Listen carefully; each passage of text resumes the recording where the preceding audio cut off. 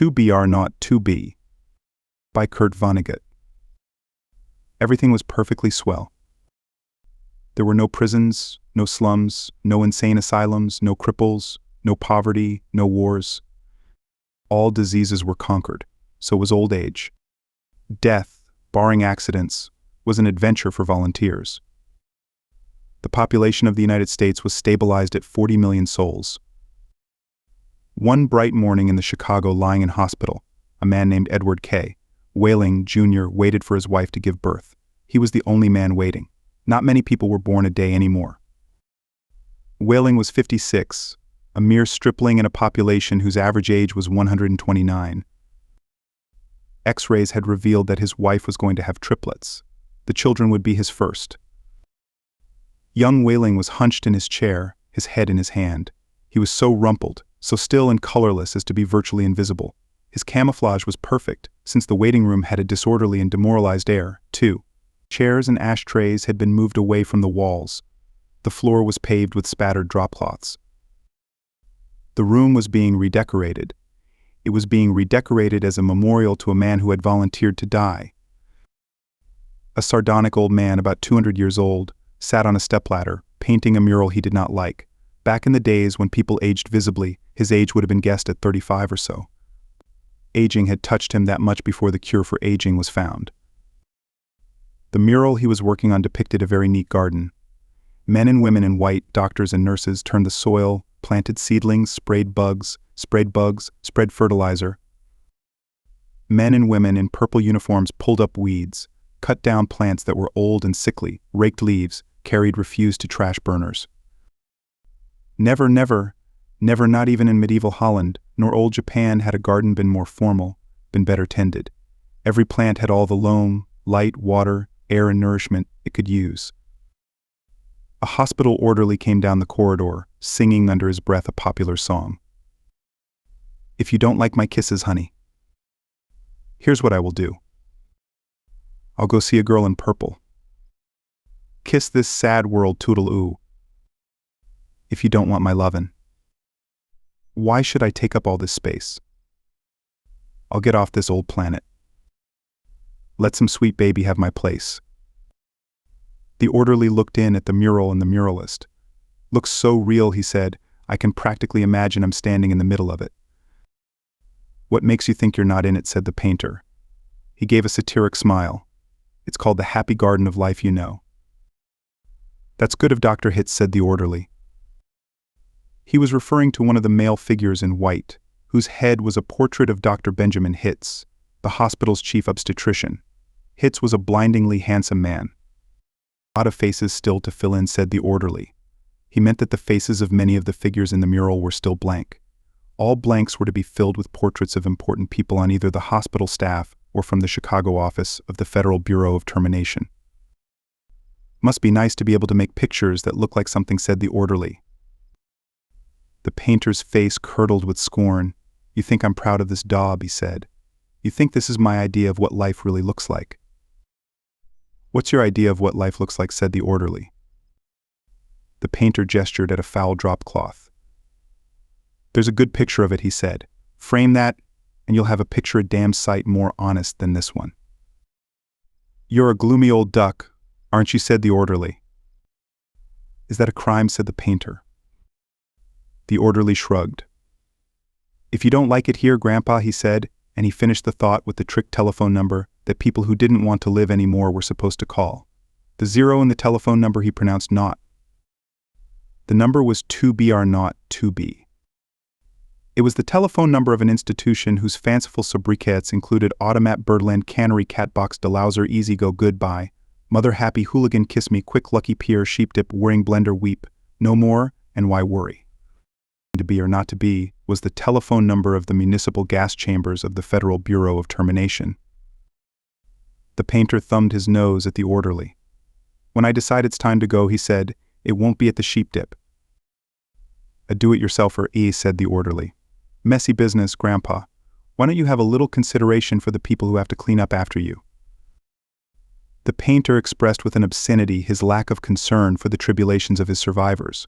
"The world could do with a good deal more mess, if you ask me," he said. The orderly laughed and moved on. Wailing, the waiting father, mumbled something without raising his head, and then he fell silent again. A coarse, formidable woman strode into the waiting room on spike heels. Her shoes, stockings, trench coat, bag, and overseas cap were all purple, the purple the painter called the color of grapes on Judgment Day. The medallion on her purple musette bag was the seal of the Service Division of the Federal Bureau of Termination, an eagle perched on a turnstile. The woman had a lot of facial hair and unmistakable mustache, in fact. A curious thing about gas chamber hostesses was that, no matter how lovely and feminine they were, when recruited, they all sprouted mustaches within 5 years or so. "Is this where I'm supposed to come?" she said to the painter. "A lot would depend on what your business was," he said. "You aren't about to have a baby, are you?" "They told me I was supposed to pose for some pictures," she said. "My name's Lyra Duncan," she waited. "And you dunk people," he said. What she said. "Skip it," he said. "That sure is a beautiful picture," she said. "Looks just like heaven or something." "Or something," said the painter. He took a list of names from his smock pocket. "Duncan, Duncan, Duncan," he said, scanning the list. "Yes, here you are. You're entitled to be immortalized. See any faceless body here you'd like me to stick your head on? We've got a few choice ones left." She studied the mural bleakly. "Gee," she said, "they're all the same to me. I don't know anything about art." "A body's a body," he said. "All righty. As a master of fine art, I recommend this body here." He indicated a faceless figure of a woman who was carrying dried stalks to a trash burner. "Well," said Lyra Duncan, "that's more the disposal people, isn't it? I mean, I'm in service. I don't do any disposing." The painter clapped his hands in mock delight. "You say you don't know anything about art, and then you prove in the next breath that you know more about it than I do. Of course the sheave carrier is wrong for a hostess. A snipper, a pruner, that's more your line." He pointed to a figure in purple who was sawing a dead branch from an apple tree. "How about her?" he said. "You like her at all?" "Gosh," she said, and she blushed and became humble. That puts me right next to Dr. Hitz."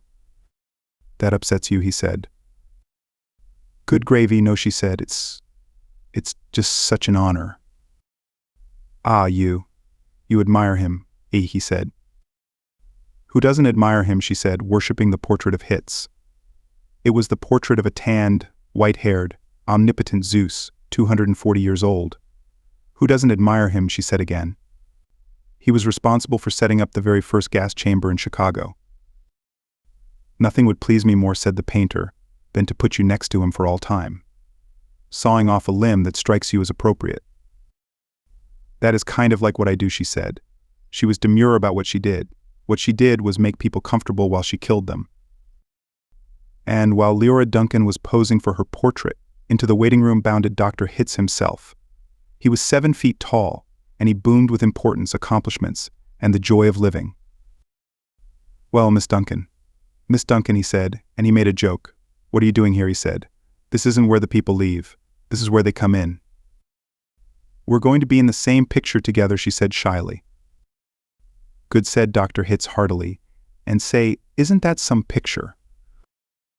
"I sure am honored to be in it with you," she said. "Let me tell you," he said, "I'm honored to be in it with you. Without women like you, this wonderful world we've got wouldn't be possible." He saluted her and moved toward the door that led to the delivery rooms. "Guess what was just born?" he said. "I can't," she said. "Triplets," he said. "Triplets," she said. She was exclaiming over the legal implications of triplets. The law said that no newborn child could survive unless the parents of the child could find someone who would volunteer to die. Triplets, if they were all to live, called for 3 volunteers. "Do the parents have 3 volunteers?" said Lyra Duncan. "Last I heard," said Dr. Hitz, "they had 1, and were trying to scrape another 2 up." "I don't think they made it," she said. "Nobody made 3 appointments with us. Nothing but singles going through today, unless somebody called in after I left. What's the name?" "Whaling," said the waiting father, sitting up, red-eyed and frowsy. "Edward K. Whaling, Jr. is the name of the happy father-to-be." He raised his right hand, looked at a spot on the wall, gave a hoarsely wretched chuckle. "Present," he said.